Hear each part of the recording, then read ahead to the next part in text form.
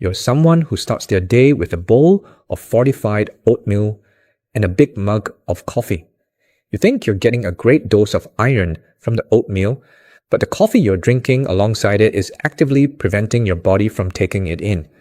Or perhaps you have a spinach salad for lunch with a cup of coffee right after. It's the same story. You're sabotaging your own best efforts without even realizing it. This is especially critical for us as we get older, and for women in particular, as our iron stores can naturally decline over time. So, what's the solution? Again, it's not about eliminating coffee. It's about being strategic. The main rule is to separate your coffee consumption from your iron-rich meals. The effect of tannins is most potent when they're consumed at the same time as the iron. A good rule of thumb is to wait at least 1 hour after a meal before you have your coffee. This gives your body enough time to absorb the iron without interference. You could have your coffee first thing in the morning on its own, and then have your breakfast an hour later, or you could finish your lunch, wait an hour, and then enjoy your afternoon coffee as a separate ritual. Additionally, be mindful of quantity.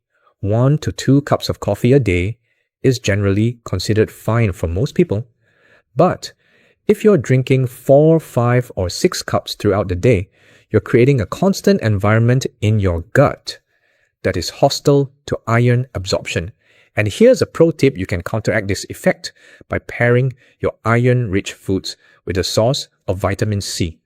Vitamin C dramatically enhances the absorption of non-heme iron. So if you're having that spinach salad, squeeze some fresh lemon juice on it. If you're eating lentils, have a side of bell peppers or broccoli. Vitamin C acts like a VIP pass for iron, helping it to bypass the tannin bouncer and get through the door. By understanding this simple science, you can continue to enjoy your beloved coffee ritual without robbing your hair of the oxygen it so desperately needs. It's a small change in timing that can make a world of difference to the health and thickness of your hair. Alright, we've unmasked the sweet deceiver and the morning ritual with a hidden cost. Now it's time to talk about our third and final mineral robber. This one is often associated with celebration, relaxation, and socializing. It's a drink that can loosen us up and help us unwind. I'm talking about alcohol. Whether it's a glass of wine with dinner, a beer with friends, or a cocktail on the weekend, alcohol is a regular part of life for many people.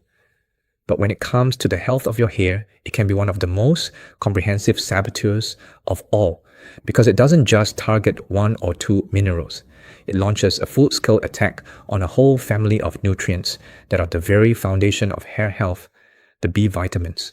The B vitamin complex is a group of 8 different vitamins that work together like a team of skilled construction workers for your body. They are involved in everything from energy metabolism to red blood cell formation to nerve function. For your hair, they are non-negotiable. And alcohol is their worst enemy. When you consume alcohol, your body treats it as a toxin that must be metabolized and eliminated immediately. This detoxification process, which primarily happens in the liver, is incredibly demanding. It uses up enormous amounts of your B vitamin stores, particularly B1, thiamine B3, niacin, B6, pyridoxine, B9, folate, and B12, cobalamin. It's like your body has to cash in all its savings bonds just to deal with the immediate crisis. Let's look at a few of these B vitamin workers and what they do for your hair. Biotin, or vitamin B7, is probably the most famous hair vitamin. It's essential for producing keratin, the protein that makes up your hair. When alcohol depletes your biotin levels, your body can't build strong hair strands. This leads to that dreaded brittleness and breakage. Then there's folate, vitamin B9. Folate is crucial for healthy cell growth and division. Your hair follicles, as we mentioned, are sites of rapid cell division. They need a constant supply of folate to create new hair cells and push the hair strand out. A folate deficiency can disrupt this process, slowing down hair growth and contributing to thinning. alcohol not only uses up folate, but also directly interferes with its absorption, a devastating double whammy. And we can't forget vitamin B12. Like iron, B12 is essential for the formation of healthy red blood cells. A B12 deficiency can lead to a type of anemia that starves your hair follicles of oxygen, much like an iron deficiency does. As we age, our ability to absorb B12 from food can decrease anyway, and adding regular alcohol consumption into the mix can make a bad situation much worse. Beyond the vitamin depletion, alcohol has another more direct effect: dehydration. Alcohol is a diuretic, meaning it makes you urinate more frequently, flushing water out of your system. Your body is about 60% water, and every single cell relies on proper hydration to function, including the cells of your hair. A dehydrated hair strand becomes dry brittle and loses its elasticity and shine. Think of a healthy, hydrated piece of celery. It's crisp and snaps cleanly. Now think of a dehydrated piece of celery. It's limp, flimsy, and bends without breaking.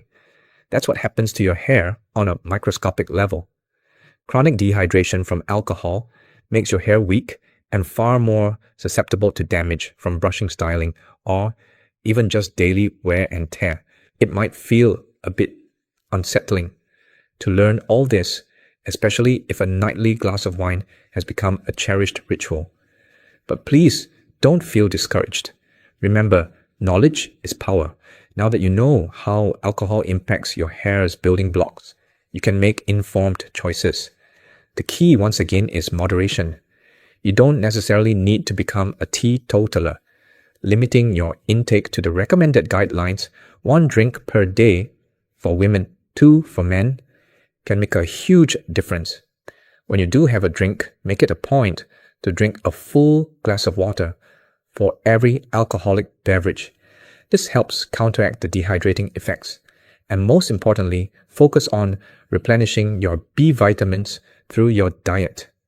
Eat plenty of leafy green vegetables for folate, lean meats and fish for B12, and eggs and nuts for biotin. By being mindful of your consumption and proactive with your nutrition, you can protect your hair from this celebration that can so easily turn into sabotage. So let's quickly recap what we've learned today. We've pulled back the curtain on the 3 common mineral robbers lurking in our drinks. First, we have sugary sodas and juices, the sweet deceivers that steal magnesium and zinc, making our hair weak and brittle. Second, we have excessive coffee, the morning ritual that can block the absorption of iron, starving our hair follicles of the oxygen they need to grow. And third, we have alcohol, the comprehensive saboteur that drains our body of essential B vitamins and leaves our hair dehydrated and fragile. The common thread here is not that these drinks are evil, but that their hidden costs can add up over time, silently undermining our hair health. The core message I want you to take away from this is one of empowerment. It's not about guilt or blame. It's about understanding. Your body is an incredible resilient system that is always trying to heal and strengthen itself. All we have to do is stop putting obstacles in its way and start giving it the right tools for the job. Growing older is a gift, but it does mean we need to use smarter strategies to maintain our health and vitality. You have the power to make simple changes, starting today, that will nourish your body from the inside out. Swapping that soda for sparkling water, waiting an hour after lunch for your coffee, and enjoying that glass of wine with a big glass of water on the side. These are not huge sacrifices. They are small, conscious acts of self-care. I know that dealing with the changes that come with age can be challenging. Seeing your hair thin can feel like you're losing a part of your identity, a part of your youthful vitality. It can be scary and disheartening. But please know that you're not alone in this, and it is absolutely not too late to turn things around.